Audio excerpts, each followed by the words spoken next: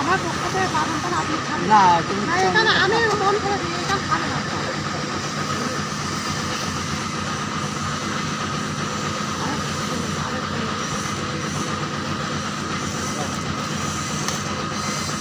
ওইটা কিন্তু আপনি খাবেন। আচ্ছা গাইস, এই ভিডিওটা শেয়ার করছিলেন আর আমি তো আপনাদের ভালো লাগবে, আল্লাহ আপনাকে সুখী রাখুক।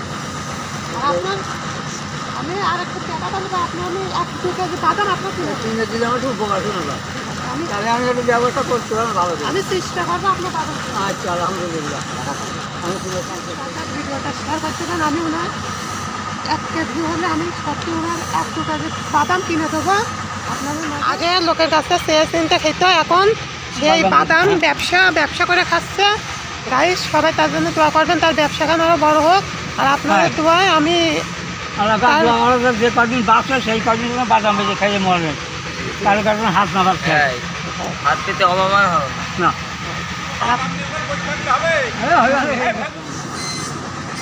আমার পক্ষ থেকে বাদামটা আপনি খাবেন না তুমি না, এখানে আমি মন করে দিই, এটা খাবেন আপনি।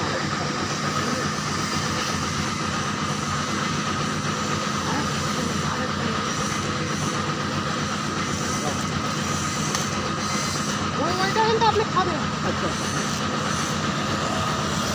গাইস, এই ভিডিওটা শেয়ার করছিলেন আর আমি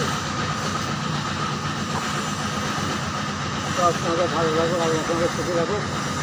আর আপনার আমি আর একটু টাকা পাবো, আপনি আমি 1-2 কেজি বাদাম আপনার কিনে দিন। কিনে দিলে আমার খুব উপকার শুনে না, আমি তাহলে আমি একটু ব্যবস্থা করতে পারবো ভালো করে। আমি চেষ্টা করবো।